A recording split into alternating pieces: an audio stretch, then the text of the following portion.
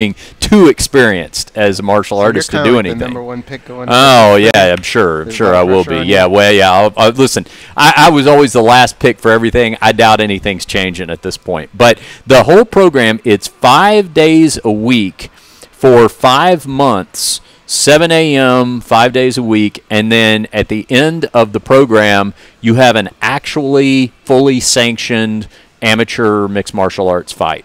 So that's what I'm going to be doing in December. Where do you have it? Is it in Vegas? Yeah, they will do it in a venue. They'll get a venue. I don't know the venue yet, but they'll get a venue that, and they do the full-on production. If you go to wimptowarrior.com and you look at, like, I mean, it's the big screen, the ramp, walkout music, fanfare. It's the whole production. Have you thought about it yet? Like, what your walkout, your all that stuff? Yeah, I'm already thinking about the production. Know? Yeah, which is what anybody should be doing when they're preparing for a fight, is thinking about production value. But I can't change my spots, of course I'm thinking about that, but yeah, it's they do it where people can come and all that kind of stuff, so that's what I'll be doing. That is badass, and we're definitely going to get back into that. We have our last guest of the day of the name. Whoa, I'm getting all my words mixed up. Our last guest of the day, it's Nate Landwehr. He got a win at M1 Challenge 95. He got a second round finish over Kamazat Dalagiv. Let's talk to the new champ. What's up, Nate? How you doing, man? Oh, man, I'm doing real good. I'm feeling great. Welcome back to MMAjunkie Radio. I have our fight analyst, Dan Tom, here with me, and Phone Booth Fighting's Richard Hunter. I watched your fight, man, and I was pumped up from the get-go. I love the music. I love the entrance. He came out to the Rocky IV.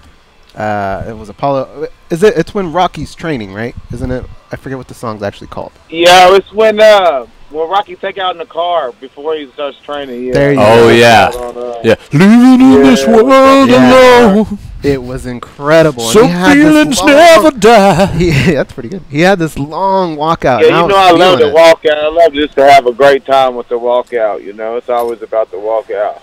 Oh, there you go, man. That was really cool. I love the way you came in. You get to the cage/ring. And your cornerman, man, he gave you a hell of a slap, dude. Talk about that. I mean, do you guys do that every fight? Yeah, that's my boy Mike. He slaps me every time before a fight, just to be like, look, it ain't gonna hurt no worse than this. Pop, pop. You know what I mean? So he takes these two shots. Off real quick. And you would have never even known it happened because Nate just kind of shrugged it off and went in the cage. And so what I want to ask you about the whole production of your walkout, all that. I know it's all about winning and losing for you. That's what's going to put food on the table. But because of the way you came out, the theme music, you're in Russia, is there any nationalistic pride on the line for you, or is it just about winning and losing? No, it's all about the entertainment side of it. If one of them kids from the see me walk out gets hyped and does some cool shit one day, it's worth it. You know what I mean? I remember when I was a kid watching WWF, I always wanted to spit the water up in the air, so shit. You know what I mean? It's all just a good time to me. You were a kid in the candy store, not just before the fight, after the fight, even during the fight, man. You could just tell on your face you're having a lot of fun. And you're a guy that's in a position where technically it's set up for you not to have fun because, you're walking into enemy territory. The fans are cheering the other guy. They weren't really booing you because I think they actually do kind of like you there. But you could just tell you were having fun, man. And this is a title fight. Can you talk a little bit about, were there any nerves? Because I didn't see any on your face. This is, gotta say, this has been a mission for a while for me, a dream, if you say, and it's like Christmas. You've been waiting for it, finally it's come. You already done snuck in your mom's room, unwrapped the gifts, know exactly what it's going to be, and you just can't wait to get it, you know what I mean? That's the way I felt, and, he missed weight, pissed me off, and I was kind of got out of my zone. I was just real mad already, but then once I got to the venue, I just was walking around, and I was just getting jerked everywhere, taking pictures, signing autographs. It made me realize that it just made me forget about all the negative, and I was just focused on the positive and living my dream. Nate, what exactly is the venue? Because I'm looking at it, and it just looks like they picked a field out in the middle of Russia and just set up camp there. Like, is there something behind us that we can't see, or where is it? It was crazy. It's like in the middle of two big jagged mountains with an old medieval settlement on it with towers, and it was so crazy. It was one of the coolest venues. A bunch of like theater platform seats that's made into the arena. You know what I mean? Right, made into the side of the cliff, and then it was crazy cool. You know, I saw those big towers that you were talking about, and I thought that was something that they had built. That's something that was already there. That was part of the landscape. Yeah, it's all there. I guess they have some concerts, and that's what it's made for. But it's made for M1. They throw one show a year out there. You know, English City are trying to get their tourist rate up, so they were trying to do stuff for people to come to their country. Gotcha. All right, and then as the fight's getting ready to start, they bring you guys to the center. And your opponent got a yellow card, but you know the announcers they're speaking in Russian, so I have no idea what that could have been. Do you know why they had given him the yellow card? Yeah, he came in 7 pounds overweight. Oh, okay, so that's what it represented, because it didn't even phase him really. M1, you get yellow carded, and yeah, okay. I thought that's something they do before not in the actual fight. All right, that's crazy. Richard Hunter here from Phone Booth Fighting is our co-host for the day. He has a question for you. Let me pass it over to him. Richard, okay. What do you have for Nate? Yeah, Nate, what, you know, this is your first fight in 2018, and it looks like you've, you know, kept up a pretty steady pace of fighting a couple of times a year on an annual basis. What's your prognosis for the rest of the year? You expect to get another fight in before year's in? I'm looking to get a very quick turnaround. I told the promotion, I know that's the fight. I took the least damage in that fight than the last couple of fights I've taken, so I'm ready. I'm still fresh. I could see 8 weeks. I could say 10 weeks out. You know, whatever they want to do. I'm ready to, you're not a true champion until you defend that belt. So I'm ready to solidify myself as the real deal, and whoever they want next, I'll take that fight soon. You know, fighting is an interesting way to see the world, especially with an overseas promotion like M1. So at a reasonably young age, I mean, you've gotten to see a good portion of the world. Does that ever come up in conversation with people back in your hometown or anything like that? I mean, you're probably one of the more well-traveled people, I'm guessing, of maybe anybody you went to high school with. Yeah, man, I love the feeling of running out of passport pages. It's a feeling that, you know, you got a blessed life. You know what I mean? Yeah. A lot of people, you got to pay to go travel. I'm getting paid. I'm getting traveled around. I'm getting to see the world. It's a cool experience. I get to see everything, and I get to be behind the scenes so I can experience the true culture, not just some resort culture. You know what I mean? Very true. Very true. MMA Junkie Radio's fight analyst Dan Tom has some questions for you. Fire them away, Dan. So I think I know why Nate wants a quick turnaround. Nate, I think this is a big year for you because I'm looking at your Instagram here, and I'm feeling Nate. Now, my favorite jersey number, guys, is 33, and I just realized I'm turning 33 in about a week or two, and I used to get excited about this birthday as a kid, like, oh, man, that's my favorite jersey number as a kid. I can't wait till I turn 33. Yeah. Well, Nate, there's a picture here you wearing a jersey number 30. Now, can you explain? I could read the caption for it, but can you explain what 30 means to you?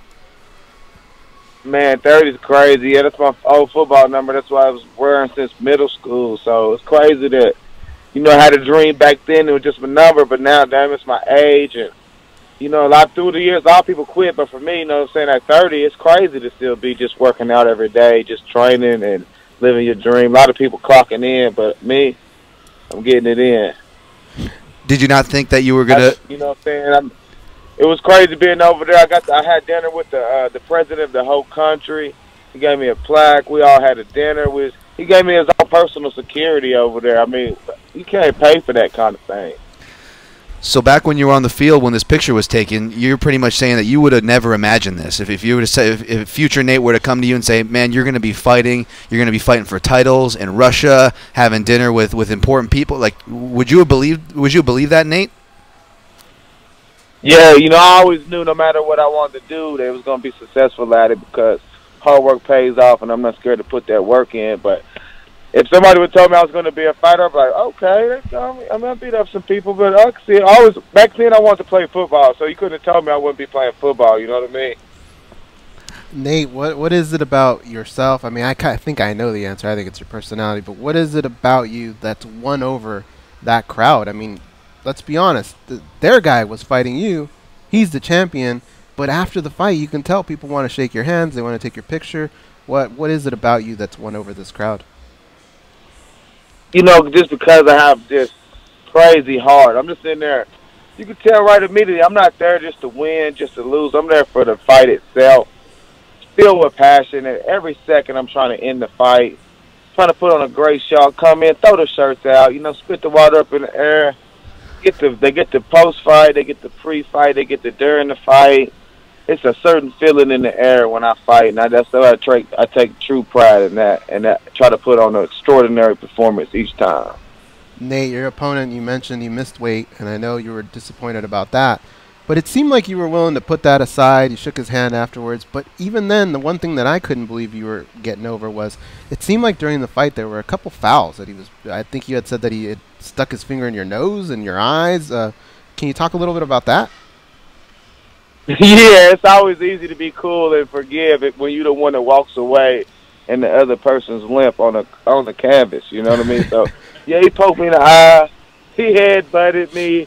He eye gouged me, did all kind of dirty stuff, but I took his consciousness, and he can never have that back.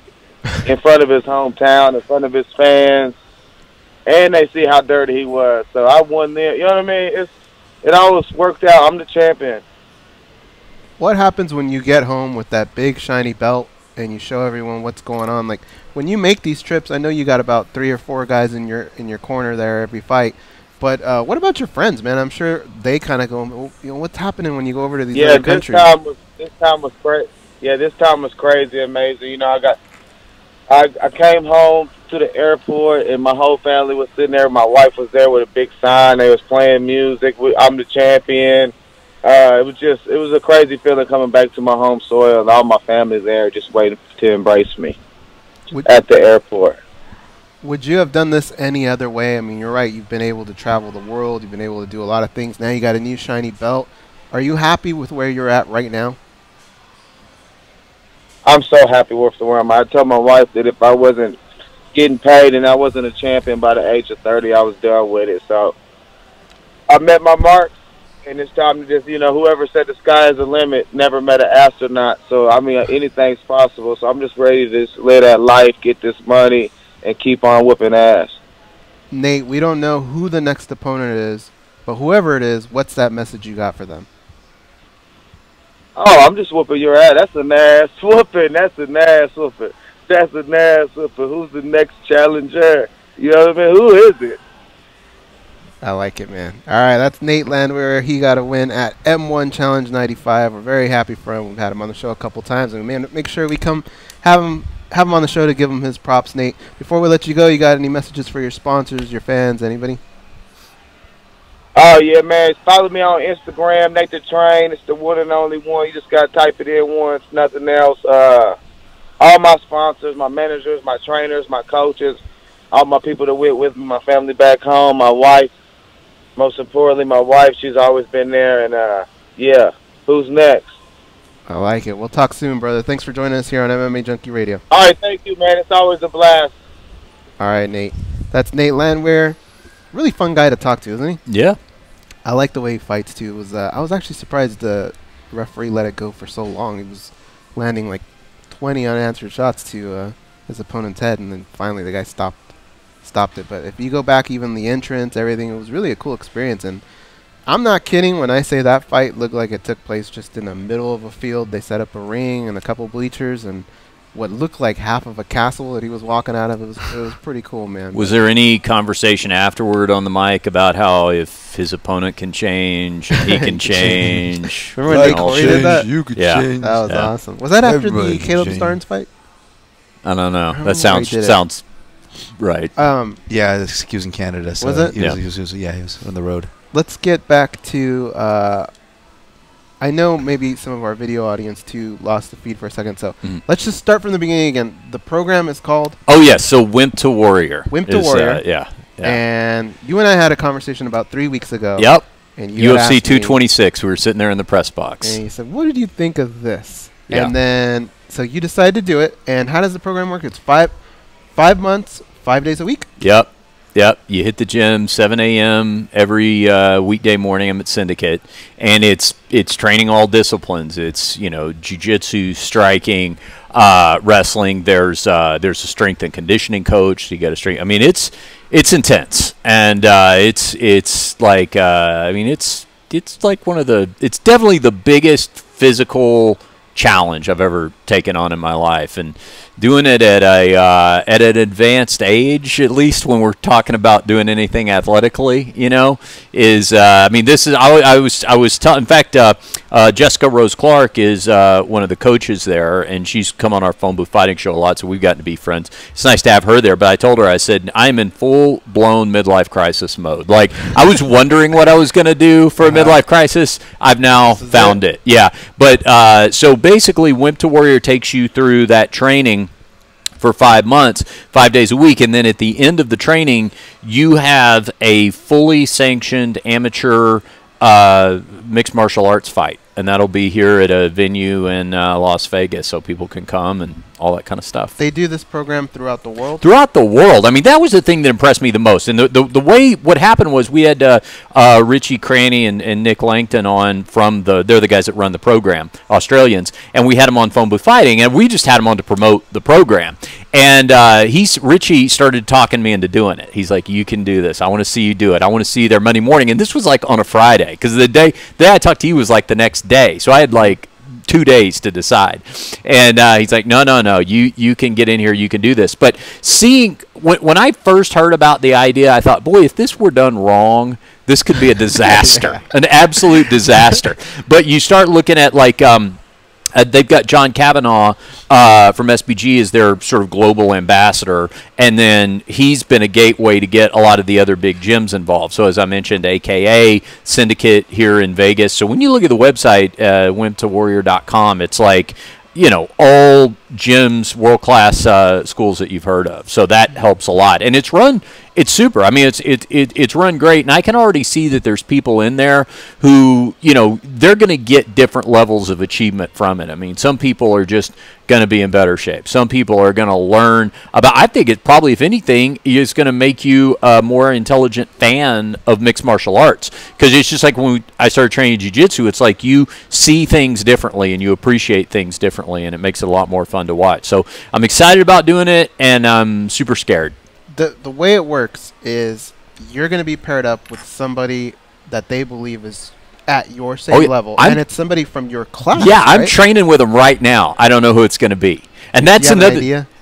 I mean, there's certain people I can rule out because of heavyweights or things like that. So I've kind of got it narrowed down, but not to like one or two guys. I mean, it could be any number of people, and we really haven't started because the full contact sparring is not really completely started yet. So I think we'll see at that point who it could be. But yeah, it's like from day one, you're looking around, sizing people up, going, it could be you. I don't want to get too close to you. Are you playing the game at all where you kind of stand next to somebody and go, man, don't we look alike, you and I? And just kind of pick a scrubby guy like, well, everybody always says we're brothers. Stuff yeah. Like that game yet? No, right now I'm taking the kill 'em with kindness approach, because I'm very passive aggressive. So what I'll do is once I start trying to figure out who it is, I'll just start planting things in their head. Like when we're drilling or whatever, I'll just be saying things in their ear. But it's been cool, and Frank's cornering me. Frank's going to be my corner man. Nice. So he's going to return the favor. I was his backpack specialist for the weigh-ins against Fedor.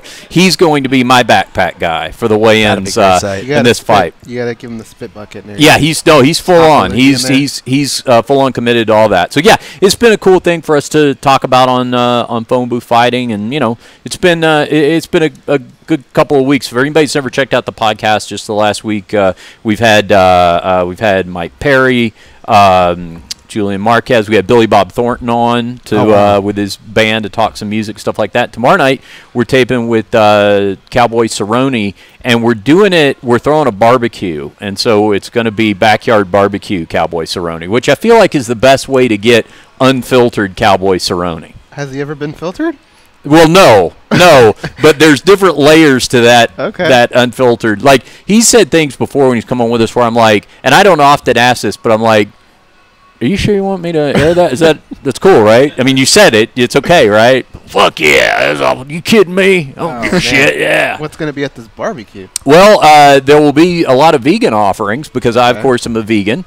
He will ridicule that as he is wont to do. So there'll be a lot of good-natured ribbing back and forth. The weird thing that Cowboy and I bond on is a deep love of old-school country music. Oh, yeah? We both love, Merle Haggard, Lefty Frizzell, Hank Snow, all these old guys. So we can bond on that, but then we get into some pretty heated discussions about politics and meat consumption and things like that. You, going back to your little journey here, you're kind of the asshole in the class, right? Because you've got pretty good jiu-jitsu training. Like, has anybody kind of given you that, like, what are you doing here? You're basically that kid in Little League that people go, are you sure he's 15? Which is so, I can't tell you, it's the first time in my life I've ever had any inkling of that kind of feeling. It's always been the exact opposite. But honestly, you got Frank Mir cornering. Well, see, this is the thing. You're the worst. I haven't brought that up. I haven't brought up any kind of like belt ranking or anything when somebody goes, because there's been a couple of things before, like in on Jiu-Jitsu Day where they're demonstrating a technique and Jesse will be like, Richard, have you done Jiu-Jitsu before or whatever? I'll just be like, a little bit, second day, something like that. Like I'm trying to sandbag. I don't want to. Yeah. You know who you are? When Frank Mir walks by and says, "Hey, what's up, Richard? We doing that thing tonight?" You're the guy that says, "Shut up, Dad." Yeah. Dude, leave me alone. Yeah, actually, Frank drops me off at practice, but I have him drop me off a block before the gym, and then I walk. Yeah. He doesn't pull up to the. Go, hey, He tried, but I had to talk to him. Well, I think it's really cool, man. I think it's cool that you're doing it. Cool too. And but you know what? Your girlfriend, one of the most supportive people ever. Yeah. Coolest girl. Did she ever think you were crazy at any point in this, or was she gung-ho about it? She was really excited for me. I mean, she can tell, like, and I mean, Dan, you've trained. It's like if you're anything like this, there's those periods whether maybe you deal with an injury or something like that, but you're just kind of off for a while, and it affects you physically, mentally. You just don't feel as sharp, And so she's been with me long enough that she can always tell that if I'm going to jiu-jitsu regularly or whatever, not that I'm a bad person to be around, but everything's just better. Everything just feels brighter and more energy and all that kind of stuff. So I think from that standpoint, she was super supportive of it, and I think she's actually really excited for it. It's weird because she's been around enough because of phone booth fighting and my friendship with Frank and stuff like that. She's been on the inside of it enough where you got like this emotional investment in fighters and stuff. And one thing that fans may not know is that what happens a lot of times is the wives and the girlfriends all get together. Like it's like a women's auxiliary of the mafia. Exactly. And so I think up to this point she's kind of been an honorary member of that. So I think in her mind this is going to give her just the slightest ground level of cred where she can be like, she can talk about when her man that one fight when they're all comparing war stories. That's nice. That's awesome. What weight is this fight going to be at? Well, I can make 155. That's what I did for Naga. So I'm going to shoot for that. I don't know. I don't think that you don't have to say it from the beginning? Not from the beginning. And don't people play the game then? No, I think I can only make 160. Yeah, that's where your game comes in handy. You probably want to do it on the weight thing. Yeah, there'll probably be some of that. I mean, I would guess that some people just don't know where they're going to fit. Because the other thing is too. I mean, if you do it because it's 5 months. I mean, it's not even just like 8 weeks. So you could see some people like drastically losing some if they've got excess weight, things like that. Yeah, dropping down. So I think they're going to wait and see who can get closer. But for my weight, because I never really fluctuate that much, I mean, I'll walk around at like 170, 175, but I can make 155. Nice. So how many people in your class? I would say there's probably 30 to 40. And are the 40 still there? What are we, 3 weeks in? Yeah, that's an interesting thing, too. There's been very little. It's 3 weeks in, and there's really been very little drop-off. I mean, you did see a few people drop out, but there's also a healthy representation of women. And when we were talking about it on the air, Frank was saying, he's like, man, he's like, it's so – he's even got a daughter who's, you know, pursuing fighting now at 14 years old. But he's like, it's still so amazing to me because he still comes from a day where you don't see women in an MMA gym, you know. That was just like never even considered. And now it's nothing that there's damn near as many women in it as there is men. What do you think of all this? I dig it. I actually wasn't too surprised when I first heard of it. I think the last episode I may have heard of you guys when you had those gentlemen on, because I initially had to tune in to get your take on Dimebag Darrell, because most of my MMA podcast was not going to have a good take as far as any of Vinny or Dimebag or any of that. Yeah. But I listened to those two, and it was really interesting, and it kind of clicked for me. I'm like, it doesn't surprise me that Richard's doing this, because our mutual friend, Brian Lacey, I believe, he did program over in the UK, right? Yeah, he sure did. That's Frank Mears' color commentary partner in ACB. Yeah, he had done it. And that's actually how I first heard about it and why we had the guys on as, let me say a favor, but I mean, you know, that was how I heard about it and everything. We thought it would be an interesting thing to talk about. But I swear to you, when those guys sat down to do the show with us, that was the furthest thing from my mind. I had no idea we were going down that road. Yeah. And to their credit, I mean, they have such a quality program and such a quality product that they immediately made me feel at ease about it. And I could actually tell during the course of the interview, I was thinking about it in my head. I was like, man, okay, you know, this is the second or third time he said, you can do this. I want to see you on the mat. Come on. And I'm like, okay. And we got off the air, and I'm like, I asked some few specific questions because, you know, I'm basically, I can do the whole program. I mean, there's a couple of like stand-up comedy dates and things like that out of town that I need to miss for, and we were talking about particulars of how to do that. But yeah, anybody out there who's thinking of doing this, just check out the website, see what you think. It's wimptowarrior.com, and it's with the number 2, and you'll see. I mean, no matter where you are in the world, there's some gym in your area that runs this program. Anybody want to see Danny Okers do it? Oh, that would be awesome. I think I felt like you mentioned him earlier, like teasing that, and as I pictured it, I was like, oh, I can see. Danny, can you do it? Danny doing this. I don't know. Maybe. Hey, he didn't shoot it down. There's a New York. I'm sure there's a New York. Longo Weidman, they're doing it. Oh, okay. Yeah, look at that. That's a train.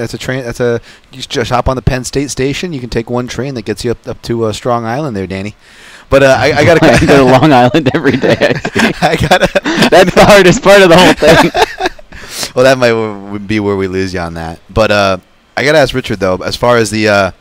I think we can identify a lot as far as the training room practices and the self-deprecating or the little innuendos that kind of happen. So, for example, I'm the opposite. I'm the guy that's getting victimized by Go's scheme usually. Even when mind you, we can even fast forward about 4 or 5 years when Dan Tom's actually competing and in shape. I'm still not a physically imposing person by any means. Even when I didn't have the glasses, like I'm not an imposing guy. So, in other words, you see the big guy after the first or second round's over, and you're changing partners. He's a little tired, and you see him going, all right, now I need an easy round. And I hear, hey, Dan, and I almost like, you know, I've never felt so more popular than when it gets to about rounds 2 or 3, when we're going for about a 7-round roll sessions. Then all of a sudden my names are becoming more popular. And I'm like, I don't feel like I barely know anybody in the classes these days. I'm the old guy in class. Why does everybody know my name? Why am I getting called out? Yeah. And then to compound it, I'm sure you get that one. And then to compound it, there's this one, which usually follows that, where they go, come here, partner. And, you know, I'm a nice guy, and I'm also kind of wire crazy, where I think I can compete with whoever. I don't care if that guy's big or better than me. Let's go. And there's that part in the grappling match where, again, in my credit, I look like terrible, that unathletic, all that. Yeah, sure, I agree. But I actually know a few things, so I'll get to a certain position, and even if I don't submit him or whatever, I'll get through the roll. Maybe I don't even submit him at all, but I'll get through the roll. And my favorite backhanded compliment. Yeah, the roll. Yeah, thanks, man. So, how much you weigh? How long you been rolling? Yeah. There's always that one question that they have to justify it in their head to make sense of what just happened, because clearly you had a certain value to them before you started the roll. Yeah, and you see that a lot, like in a traditional jiu-jitsu class. There's not so much in Wimp to Warrior, because it was so physically demanding that kind of would cut anybody out from the beginning, even before you would get to the grappling process. But I've seen that a lot over the years with jiu-jitsu, where, and you know who it always is? It's always the guy who played some high school football who's always been able to rely on his size. Yes. And he's always the biggest kid on the playground or whatever. And at first, that works. He can lay on top of somebody, crowd him and all that. But the first time you see, the 145-pound blue belt flip him across the room, and the look of astonishment on his face, like, what happened? A lot of times, sometimes you don't see that guy come back. Yeah. And when he does true. come back, he's got a different attitude. He's got a humble attitude, and not a lot has to be made out of it, but it is as more of an average size, not particularly athletic person. That's always kind of satisfying to see when you see that. Yeah, guy, it is, and that's it the whole is, yeah. concept of jiu-jitsu to begin with. I could ask you a million questions about this. I have just one more because we do have to take a break. Yeah. We know Frank will be in your corner. Who else will be in your corner? Yeah. I don't know. It's a young team, so I haven't really fleshed that. Now the thing is, you get corner coaches. My understanding is you get corner coaches from the actual coaches that are involved. Mm-hmm. So I don't want to just 100% import the whole crew. I mean, we should involve the people who are along on the journey. Let's get rid of some I guess. of those. Dude, this is your opportunity to. You can have the all-star cast if you want. You know people. You can make this happen. I saw an amateur fight at Tough Enough that had Vanderlei, Heath Herring, Randy Couture, and somebody else. I couldn't believe the monsters they were walking out with. Here's the route I want him to go. Forget that. Let Mir lurch over the cage. Right. The one designated anointed cornerman. I want that to be Bellic going in there and just slapping you around and giving you just a verbal beating. Verbal. I think that'd be a great visual. Just and then looking, Mir nodding. Yeah. You know this, Richard. You got a Triple H too on the way in. Oh, with the water bottle? The water, you gotta spit it up in the air. And if you win, you gotta jump up on top of the cage so that you can be scolded. Man, listen, I don't know. Well, that's funny. I'll tell you something about that. We had Big John McCarthy on the other day, and he was talking about where he's actually talking about his ref school and all that.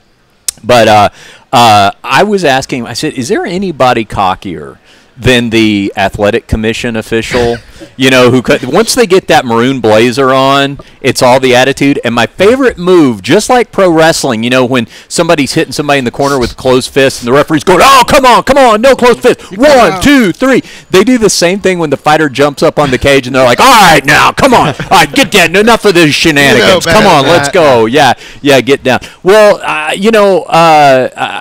maybe. I mean, I got a lot of time to think about who. Do you think it would be too much, like if I hired Stitch or somebody like that? You gotta do it. Yeah, that would be great. Yeah. Oh my God, I can't wait. We got to put together some kind of all-star cast for you. I don't know, man. I will just tell you this. I mean, normally I'm a big fan of the production, but I also know that it's like. I mean, it's a big deal in my mind because when Frank was criticizing Cormier for crying after the Jones fight, I said, listen, let me tell you something about me. I said, I'd be crying all right, but I'd be crying at the on-deck circle when they're doing the Vaseline in the cup. I'd just be sitting there going. All right, guys, when we come back, we are going to talk a little bit more mixed martial arts with Richard Hunter from Phone Booth Fighting. We're going to do our daily debate, and then we're going to talk about some silly shit that we have to talk about. But we'll be right back here on MMA Junkie Radio.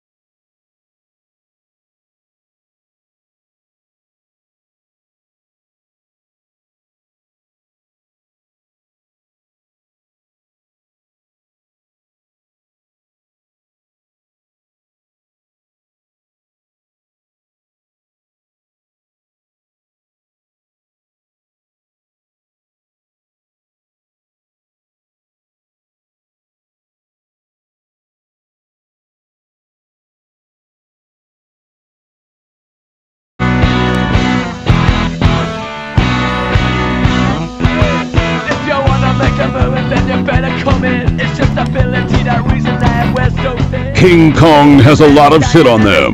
Like a lot, especially Goes. Here are Gorgeous George and Goes. Alright, we're back here on MMAjunkie Radio. Richard Hunter from Phone Booth Fighting. He's co-hosting today. Dan Tom, as usual, our fight analyst. And we're going to get to our daily debate. You ready for this? Yeah. Alright, today's daily debate. The question for today is, with the title fight official, who wins the UFC 228 headliner between champ Tyron Woodley and challenger Darren Till?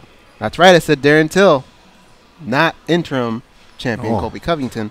Darren Till. Here are the options, and we're going to try something different this time. We're going to actually give you the results of what happened first. 2,700 people voted, and 30% went to Woodley via decision. That's one option. Second option is Woodley via stoppage. That was 22%. Till via decision was 12%. Till via stoppage, 36%. That was your winner. Dan Tom, what do you think of the results, and what's your answer?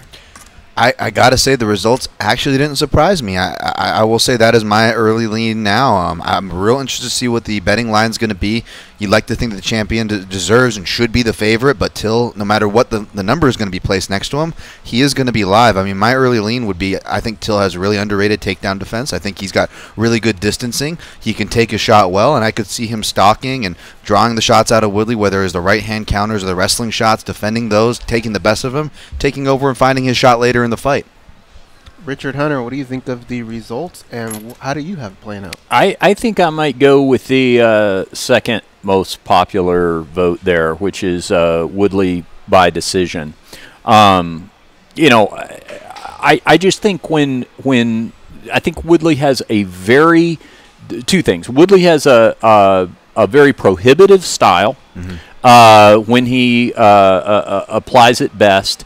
And the other thing is, too, and this has been the object of a lot of criticism of Woodley, he's got no problem going in there and doing something for 5 rounds that does not entertain people.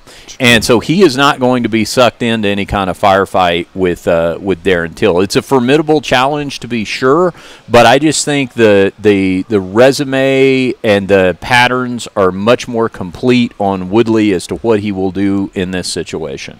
You know, and by one other thing too, I wonder what's going to happen with the with making weight as well with Till, because he's going to have to be exactly on point with a title fight. Just under a 7-week camp, by the way. Yeah.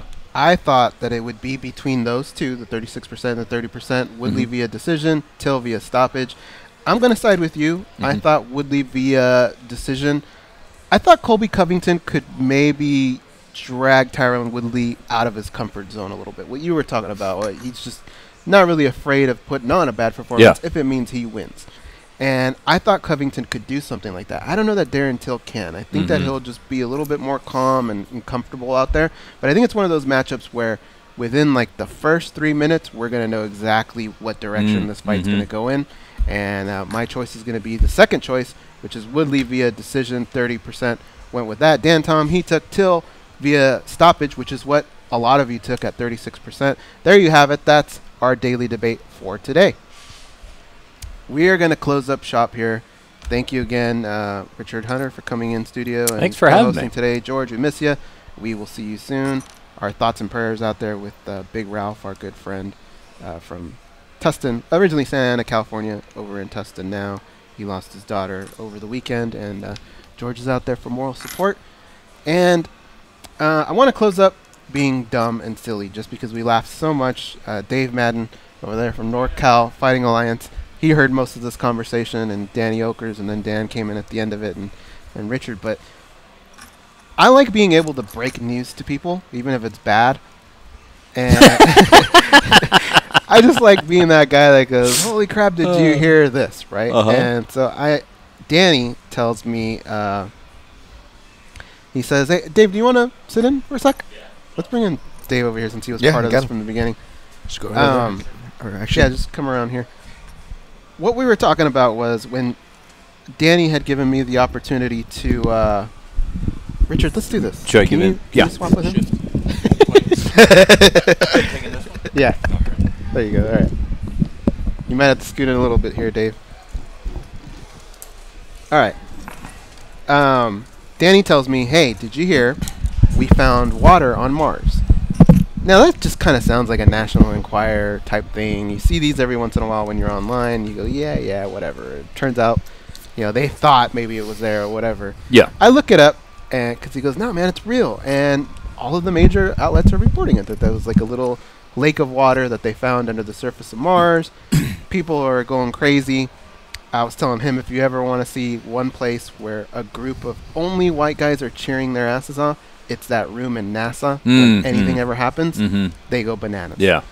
And so anyways, he broke that to me. So the first thing I wanted to do was break it to someone else. Because one day, if this is really a big thing, 30 years from now, Dave is going to tell people about the time that I broke to him the news that there's water on Mars.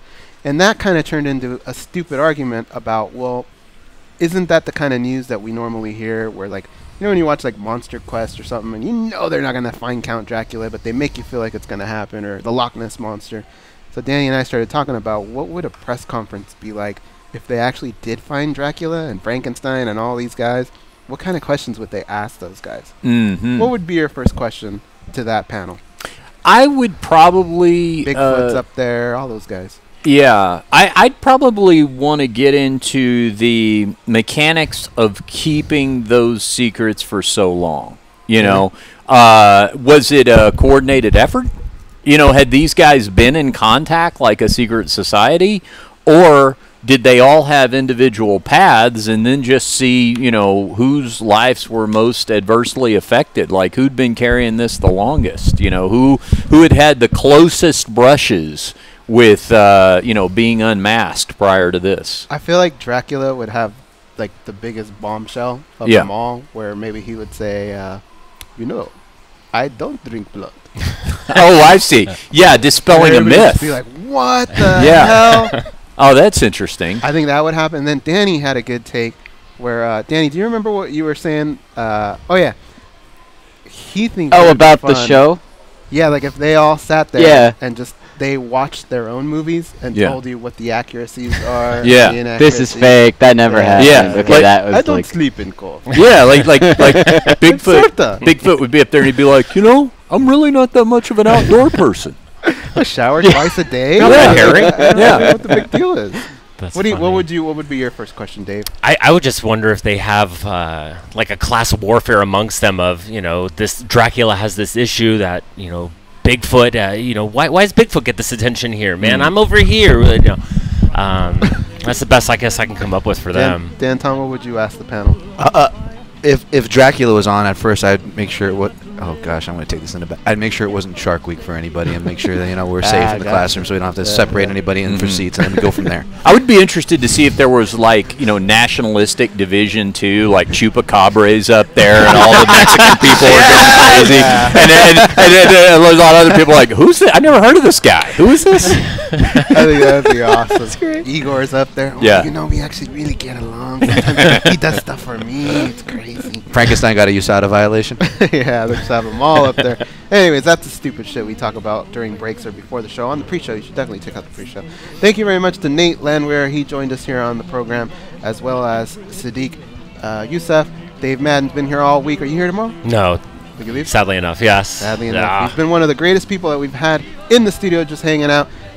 Richard Hunter, thank you very much for coming back, and I think we may actually get you back one more time, right? I'd love to be back. You just let me know anytime, always available. Follow me on Instagram and Twitter at Richard Hunter. Dan, Tom, Danny Okers, you guys did a great job. George, we miss you. And everybody else, be champions.